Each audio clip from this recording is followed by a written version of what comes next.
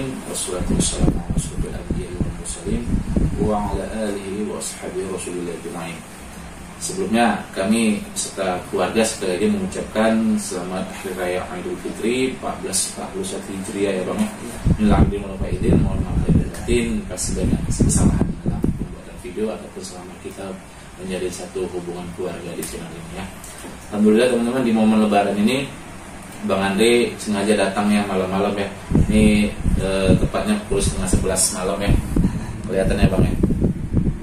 Ya, oh ya, 10:30 malam sini Bang Andre datang nih.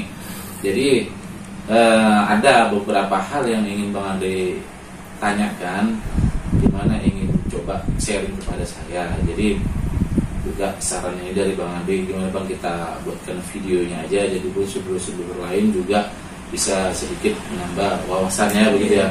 Namun lebih dan kurangnya ini hanyalah bahasa daripada orang awam seperti saya dan orang awam seperti kami semua.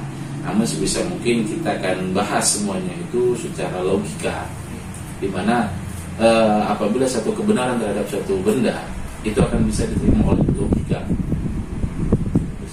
sudah bisa dibenarkan dengan hati, itulah suatu kebenaran ya. Jadi terkadang kita bisa melihat satu benda nih nggak logika nih, hati ini menolak, berarti benda itu ada apanya, berarti benda itu berkata sudah tidak original gitu loh Bang. Ataupun maaf cakap benda itu ya kita beli di tempat via online kan begitu. Jadi sebenarnya hatilah yang paling membenarkan. Oke, seperti apa teman-teman, video kali ini lebih nonton kami mohon izin, billahi taufiq wal hidayah. Assalamualaikum warahmatullahi wabarakatuh. Waalaikumsalam. Oke, jadi sambil merokok nih ya teman-teman.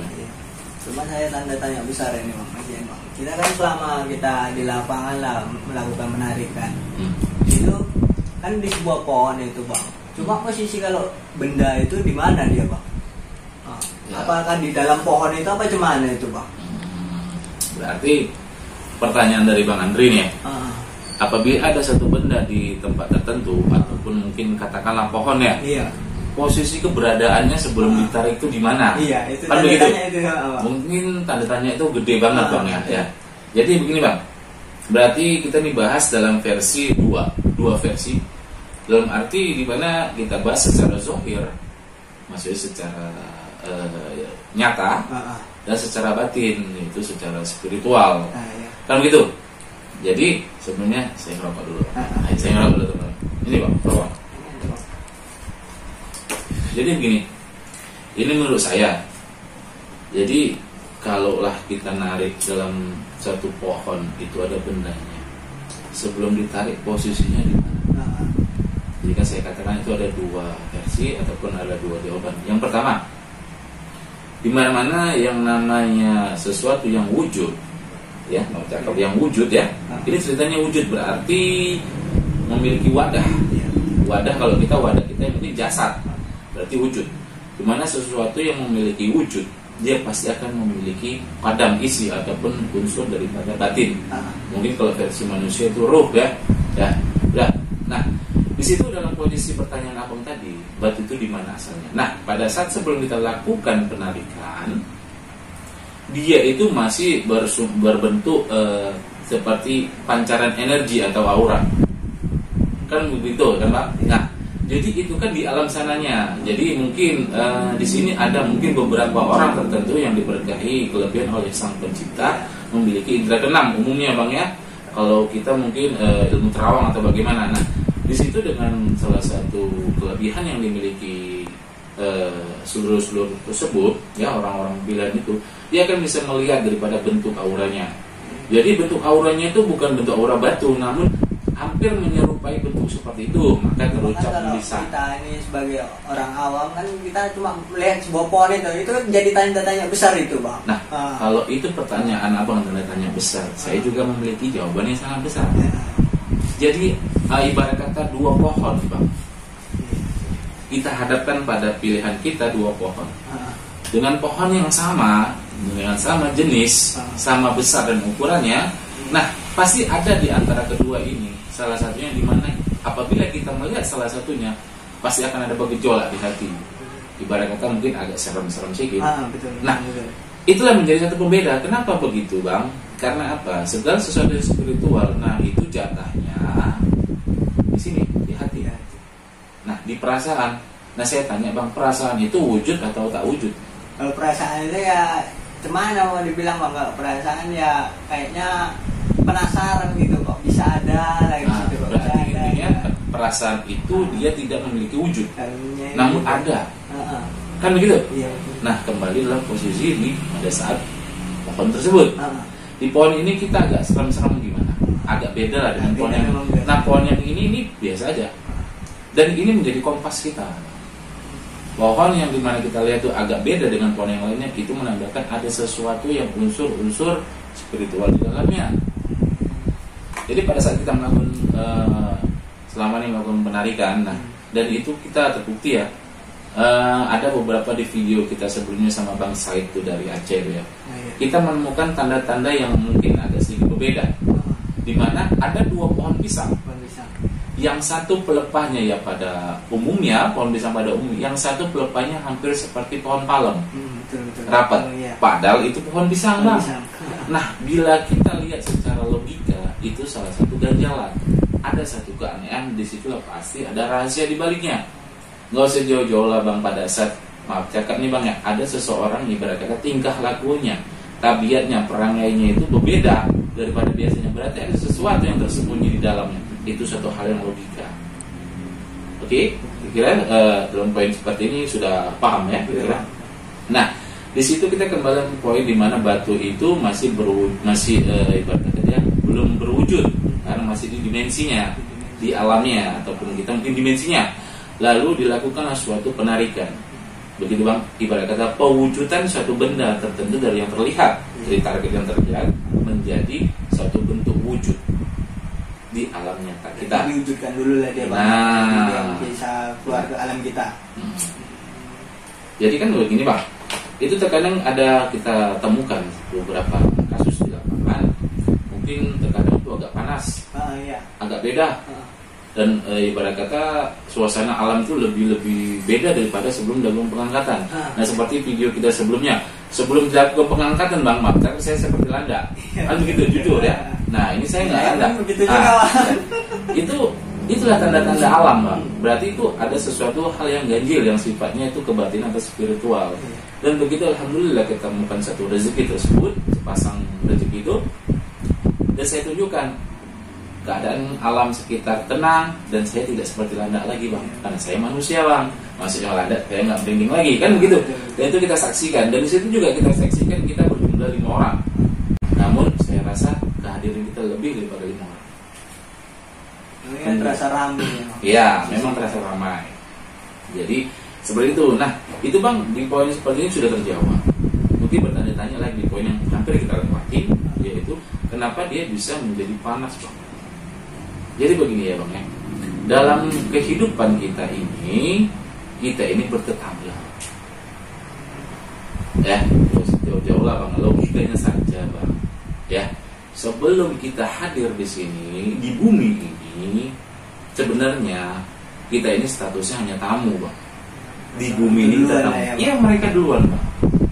Ya jelas di baik di ajaran manapun pasti mengatakan Tuhan itu nggak pernah menciptakan satu ciptanya yang sia-sia. Tanda kutip sia-sia berarti ada yang mengolah, ada yang menjaga. Jadi kita harus berkata harus cermat, teliti menganalisa daripada firman-firman Tuhan. Itu pasti di situ yang mengartikan bahwa semua ciptaan Tuhan itu nggak ada yang sia-sia. Oke, kita kembali dalam topik permasalahan tadi. Jadi saya katakan kita hanya tamu. Mereka lah tuan rumah. Jadi ibarat kata kita tangga lah nih. Kita ambil satu contoh bang, kita bertetanggaan bang, rumah kita bang. Ya, saya di sini, abang di sini. Masing-masing dari kita memiliki pintu dong, dan memiliki batasan bang. Tidak mungkin saya mau melewati batas daripada kepunyaan abang, begitu abang sebaliknya. Apabila itu terjadi saya lakukan, maka tidak ada namanya keharmonisan. Betul? Dan itu terbuktikan atas katanya Sang Pencipta bahwa kita hidup berdampingan. Arti kata berdampingan itu harmonis bang. Dimana salah satunya harus ada yang berjiwa besar. Yang namanya tuan rumah bang, pasti maaf cakap, ibarat kata masih bisa ditoleransi lah kesalahan daripada tamunya, dia tidak akan pernah marah. Ataupun ibarat kata tamu ini sudah agak sedikit kurang ajar mungkin ya, itu pun tidak langsung diusir ya. Berarti apa? yang namanya tuan rumah memiliki pengertian yang tinggi. Nah, kita kembali ke topik yang tadi, di mana tadi sudah kita jelaskan mereka dan kita memiliki batasan pintu. Nah, kalau kita ambil di namanya itu dimensi. Oke, jadi pada saat perwujudan dari alam mereka mewujudkan ke alam kita, pasti melewati pintu dong. Nah, nggak usah jauh-jauh lah bang, kita mau jalan ke rumah abang, sepersekian mili pasti ada meneteskan keringat, kan gitu. Berarti apa? Ada satu ibarat kata gerakan. Nah, gerakan itu berarti apa? Melalui proses pemanasan. Nah, di situ juga bang. Jadi pada saat dia ingin mewujud daripada alam yang ke alam kita, itulah gesekan dimensi. Maka kita yang di alam nyata kadang-kadang merasakan panas, hangat, lebih tepatnya hangat bukan panas. Kalau panas itu nggak pegang bang, hangat lebih tepat. Jadi kita jangan salah tanggap. Terkadang mungkin bahasanya itu beda, namun artinya ya ke situ. Nggak usah jauh-jauh lah bang ya. Mungkin kalau kita ibarat kita nyuruh anak kecil nih, dek tolong belikan belau, maaf cakap ya, untuk cucian baju. Pengkilat baju namanya apa? Yang awam dibilang belau. Sekarang mungkin deterjen. Dulu lah, kita cerita dulu nih, cerita yang ibarat kata mungkin sudah nggak asing di telinga. Dek belikan belau. Oke, nama apa sebenarnya? Blue. Jadi pada saat anak kita suruh bilang, dek beli blue ke warung. Wah, beli blue. Apa kata tukang warung? Bingung beli apa? Tapi, wah, beli belau. Padahal blue dan belau itu sama. Namun, karena perbedaan daripada pengucapan yang dimana sudah dipakai menjadi keseharian, itu menjadi satu ibarat kata kesempurnaan, atau ibarat kata ya mungkin satu kebiasaan. Jadi, jangan dilihat namanya, dan kita juga ibarat kata harus fleksibel dong. Jangan kita itu kaku.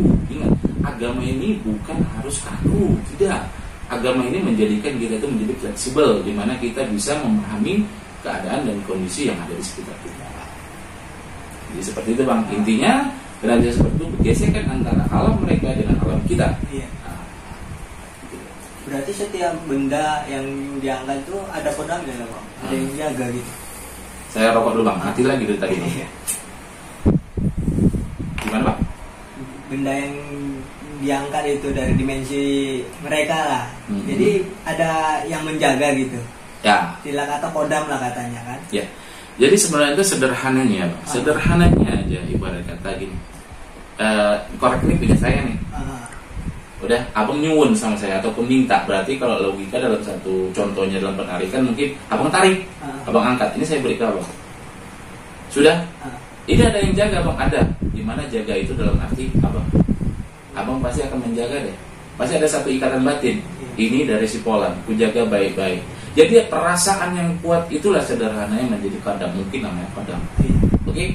Jadi maaf saya akan usah jauh-jauh. Mungkin dengan adanya benda ini dari saya mungkin seorang gimana begitu di mata abang, di pandangan abang, sehingga saat abang pegang benda yang sepele pun dari saya, abang akan memiliki tambahan energi atau mungkin suges ya. Mungkin seperti itu kan. Nah, jadi jauh-jauh pada saat kita lari seperti biasa, kita temukan satu tembok dinding yang tinggi, kita nggak bisa melompat itu. Tapi maaf cakap, pada saat kita dikejar oleh sesuatu yang membuat diri kita itu merasa bagaimana, tembok yang dari awalnya kita nggak bisa melewati, kita bisa lompati dengan mudah. Jadi apa? Ada dorongan kuat bang. Itu gimana? Itu zahir atau batin? Itu batin bang. Nah, jadi seperti itu bang. Jadi, nah kalau kita kaji lagi secara dalam lagi, itu memang ada kodamnya. Kodam itu maksudnya isi, penunggu. Dan itu benar juga adanya yang dikatakan Sang Pencipta. Apa yang diciptakan oleh Sang Pencipta itu tidaklah sia-sia adanya. Dalam arti sia-sia berarti sudah saya pas tadi di awal, pasti ada yang menjaga, pasti ada yang merawat. Yang namanya menjaga, yang merawat berarti yang menunggui, penghuni, penunggu. Kalau versi kebatinannya. Nah, jadi di sini sebenarnya kita juga harus tanggap gitu bang. Banyak kita ibarat kata mengatakan contoh nih bang ya, saya kasih gambaran ya, adat ini dengan agama bertentangan. Nggak boleh begitu. Kita juga harus fleksibel. Jadi begini, agama ya bang ya, agama kalau yang saya tangkap, mungkin teman-teman kalau membuka diri lagi, coba lebih tenang ya, kita pikiran logika aja lah, secara logika ya. Sebelum agama turun ya, sebelum agama itu itu lebih mengenal adab. Adab itu adanya dari mana? Dari adat dan kebudayaan. Gak usah jauh-jauh. Di agama mana yang mengajari makan itu ibarat kata seperti ini? Diajari praktek makan? Tidak kan? Enggak. Namun di agama diajari makanlah dengan ibarat kata tangan yang bagus, tangan kanan. Tapi di agama nggak diajarkan berapa senti ke mulut, berapa kedalaman, enggak ya? Jadi logika di situ. Jadi yang mengajar seperti itu apa? Di adab.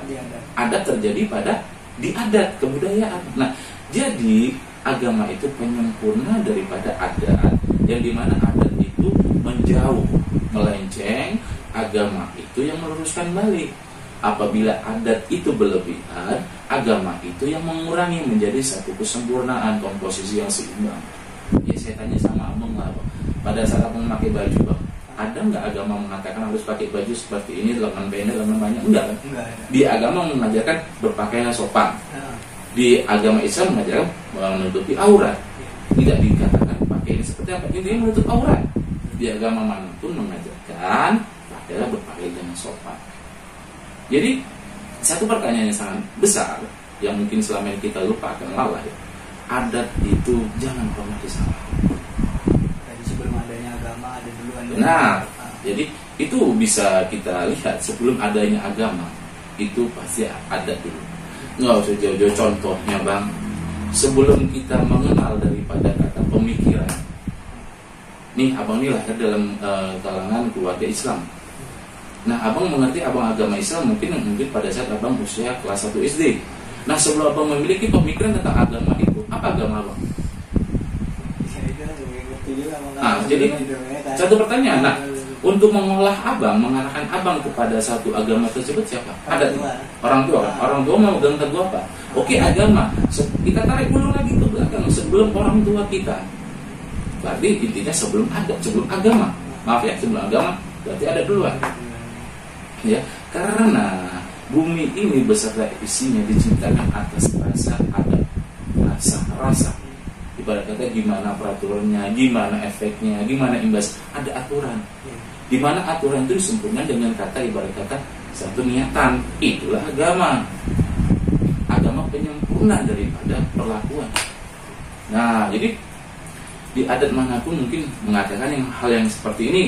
Maaf ya nih bang ya, saya kupas dalam posisi mungkin kita ambil adat Jawa ya. Saya akan mengambil jalan titik tengahnya nih. Mungkin dalam satu cerita pada saat di adat Jawa nih mungkin ada yang pernah kita lihat ya di lapangan itu mungkin ada bubur merah, bubur putih. Bubur merah, bubur putih letak di bawah tempat tidur. Kan begitu. Jadi di satu cerita agama mengatakan mau ngapain dengan pakai dalil itu mau bazir. Oke. Ingat, adat ini penyempurna. Maaf ya, agama ini penyempurna, bukan adat ya. Maaf ya, agama ini penyempurna pada adat. Oke. Namun di balik adat itu ada unsur-unsur tertentu di mana dia berkaitan dengan agama. Gimana caranya? Saya rokok dulu lah bang. Ya, abang udah mau habis, saya masih kencing ya. Bentar ya. Oke. Tinggal abang cermatin dulu lah. Seperti apa? Abang pahami betul apa maksud daripada bubur merah putih diletak di bawah tempat tidur. Dengan bahasa agama mungkin mengatakan itu mubazir. Namun semua itu punya makna. Karena apa? Nanti kita bahas. Kopinya bang sayang. Karena nggak diminum itu mubazir. Maaf ya teman-temannya sambil ngopi kita ya. Iya. Oke. Boleh saya lanjut bang? Boleh bang. Lanjut merokok saya maksudnya bang. Iya. Jadi begini bang, saya akan memberikan satu contoh yang simpel, sederhana, yang bisa diterima oleh akal sehat dan logika, dan dimana ini berkaitan dengan agama. Iya. Daripada permasalahan bubur merah putih diletak di bawah tempat tidur. Dalam satu versi orang mengatakan, orang yang beragaman beberapa satu agama tertentu, agama tersebut mengatakan itu mubazir. Bagaimana seperti itu? Membuang-buang. Benar, itu benar. Dalam arti seperti apa? Kok berlebihan? Satu mangkok segini aja. Kan satu mangkok kecil bang. Ya jelas mubazir lah, kan nggak ada yang makan. Jangan salah bang. Kita dianjurkan berbagi berbagi itu bukan hanya manusia saja, Bang. Jadi dalam kehidupan di dalam bumi dan galaksi segala macam, apakah hanya manusia yang mendiami? Mungkin kita yang tinggal di bumi melihat kehidupan di luar bumi, kita mengatakan mereka alien. Begitu juga sebaliknya dong. Mereka yang di luar bumi mengatakan kita kehidupannya, mereka mengatakan kita alien. Karena apa? Tidak ada saling mengenal. Karena perbedaan daerah, perbedaan lokasi, tempat dan sebagainya. Jadi kembali masalah bubur merah putih. Di situ ada unsur sedekah loh, Bang. Jadi ada unsur berbagi, Bang. Kalau dibilang takarannya enggak. Gimana, Bang? Berbaginya di mana? Jangan salah, Bang. Ya. Kita buka logika kita buka akal sehat kita ya. Kita harus terima nih dengan akal sehat, jangan gengsi ya. Iya. Jangan mungkin abang seorang sarjana atau bagaimana, jangan gengsi, seorang berpendidikan jangan. Kita berpikiran secara logika saja. Kita dianjurkan berbagi bukan sama manusia saja, Bang. Kenapa? Kita dianjurkan berbagi terhadap hewan. Kenapa? Karena mereka juga berbagi, Bang, sama kita, Bang. Tanpa kita sadari mereka berbagi. Kalau mereka tidak berbagi, Bang, tidak adanya tumbuhan dan tanaman yang kita makan sampai saat ini. Kalau mereka nggak berbagi, di hutan sana sudah habis. Burung-burung yang membawa bibit-bibit, Bang, menjadi tanaman yang bisa kita konsumsi. Masih bukan suatu kebetulan. Jangan anggap suatu kebetulan. Itulah proses daripada keseimbangan alam, dimana intinya berbagi. Kalau burung nggak mau berbagi, dengan cara tidak sengaja mungkin tidak dijatuhkan, jangan salah, itu salah satu bentuk ibarat kata kesempurnaan. Mungkin ekosistem ya, kita nggak tahu yang namanya buah anggur, kita nggak tahu yang namanya, kalau saya ini ya, buah peti, nggak ada yang tahu nih. Kalau mereka nggak mau berbagi dengan kita, logika tidak? Berarti apa? Mereka yang binatang memiliki rasa naluri untuk berbagi terhadap sesama, bukan jenis sesama, bukan sesama jenis. Sesama, ingat kata berbagi sesama. Sesama itu global, bukan satu jenis, satu ras. Jadi kembali ke topik masalah bubur merah putih. Kita berbagi nggak? Ada semut nggak di rumah kita? Ada cicak tidak? Ada tikus tidak? Ya pasti ada. Sebersih apapun rumah pasti ada tikus. Ada celurut dan sebagainya. Ada lalat. Berbagi nggak tidak kita sama dia? Oke, ini sudah. Di satu sisi kita bisa mengambil nilai daripada adat dan agama. Agama menganjurkan kita untuk berbagi. Berbagi. Adat gimana caranya? Sekedar. Nggak melebihi. Mas ini pasti ada sisa nih, Mas. Masih ada sisa nih. Ya, betul ada sisa. Setelah itu apa? Tanpa kita sadari, makanan basi atau makanan yang sudah tidak kita nikmati, kita buang. Itu tanpa kita sadari, kita sudah berbagi terhadap makhluk yang lain. Kenapa nggak kita bakar? Kenapa nggak kita simpan? Kenapa kita buang ke lubang sampah? Berarti tanpa kita sengaja, tanpa kita sadari, perbuatan kita itu mencerminkan daripada sikap berbagi terhadap sesama, Bang. Namun kita tidak menyadarinya, dan yang justru lebih parah, kita menganggap itu satu kesalahan dan kebodohan. Jangan, itu tidak boleh seperti. Nah, dengan penyampaian yang saya sampaikan tadi, logika tidak? Logika, udah terjawab semua, ya. Penasaran. Ya. Jadi tanpa disadari, sesuatu hal yang ibarat kita mungkin sepele, membuang sampah daripada sisa-sisa makanan kita itu melakukan satu perbuatan berbagi terhadap sesama. Kok gitu, Mas? Ya, saya tanya, Bang, kenapa nggak abang simpen aja bungkus aja rapat-rapat? Harus abang buang. Kenapa? Nah, berarti ada naluri untuk buang, kan? Iya. Naluri itu yang tanpa disadari kita berbagi. Seperti burung tersebut, naluri dia tanpa disadari dia berbagi dengan kita, dimana ada biji-bijian yang dia jatuhkan tanpa disadari jatuh ke tanah, tumbuh rupanya biji daripada pohon apel, biji daripada buah peti, kita nikmatinya. Jadi daripada tanpa disadari itu menjadi satu daripada keharmonisan. Nah, jadi semua itu kembali pada kita menyikapi, ingat, kita semua saudara, Bang. Hindu, Buddha, Kristen, Islam, semua itu saudara. Hindu, Buddha, Kristen Protestan, Kristen Katolik mungkin ya, dan Islam ini 5. Nah, itu sudah tergambar daripada yang dicontohkan oleh Sang Pencipta. Kita memiliki 5 bagian tubuh. Saya jelaskan yang mana. 1, sudah 2, tangan nih. 3, 4, 5. Sudah kan, Bang?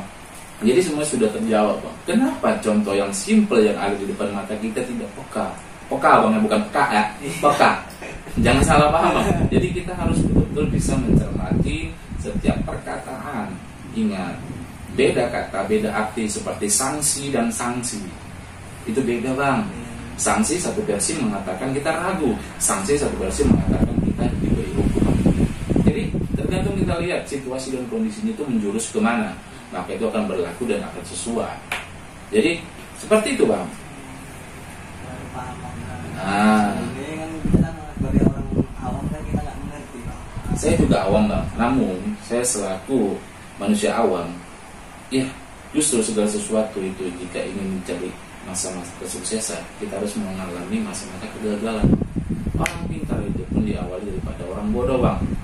Dengan bodoh kita mau belajar, dengan orang awam kita menjadi orang yang apa namanya nggak tahu. Itu saya tanya sama Bang ini, kenapa lebih mengerti? Saya tidak mengerti, namun saya ingin membagi. Baik ibarat kata saya seperti menendang bola ke dinding, Bang. Semakin kencang saya tendang, maka bola itu kembali kepada saya semakin kuat, bolanya semakin kencang. Ibarat kata apa? Saya membagi kepada apa? Pastilah akan kembali kepada diri saya. Intinya di sini konsep dari cerita ini kita dianjurkan berbagi. Dalam agama dianjurkan berbagi bukan? Tanpa disadari burung itu berbagi dengan naluri. Tanpa disadari pun juga kita dengan naluri kita membuang sampah kita pun berbagi. Kenapa naluri kita nggak berpikiran untuk membungkusnya saja, menyimpannya rapat sampai kering? Pasti naluri kita langsung secara otomatis lempar ke lubang sampah. Dan tanpa disadari naluri kita itu ibaratnya mengakan kita pada satu amalan berbagi. Jadi itulah keharmonisan. Jangan ketidaksengajaan itu dilupakan. Cermatin, amatin dan pahami setiap momen-momen kehidupan itu. Mudah-mudahan kehidupan kita akan berbaik. Jadi kalau dibilang Bang, manusia itu beda mulut kan gitu, beda kulit tapi rambut sama hitam, lain hati tapi rambut sama hitam.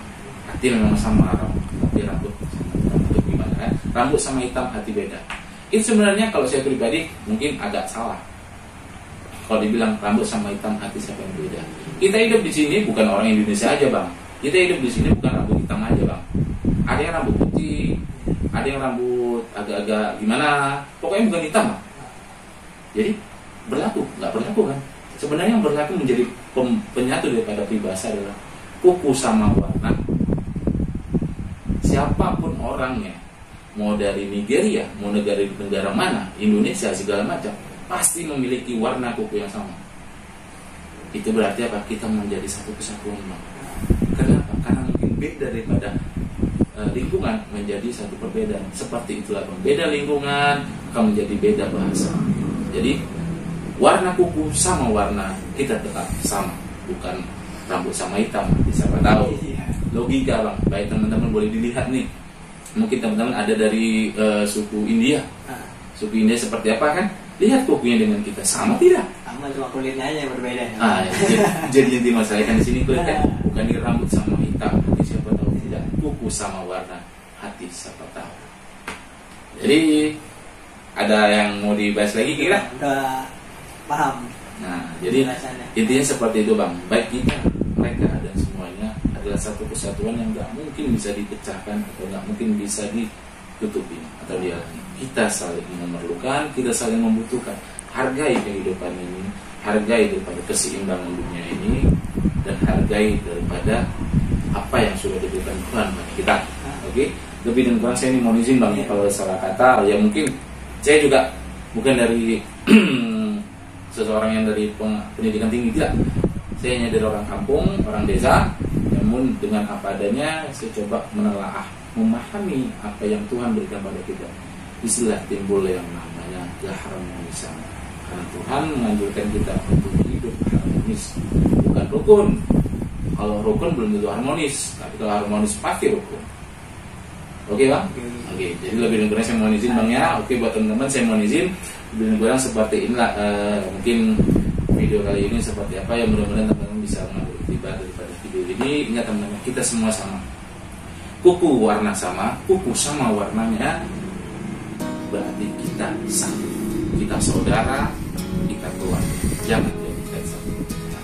Oke teman-teman ya, lebih dan kurang saya mohon izin. izin, billahi taufiq wal hidayah. Assalamualaikum warahmatullahi wabarakatuh. Waalaikumsalam.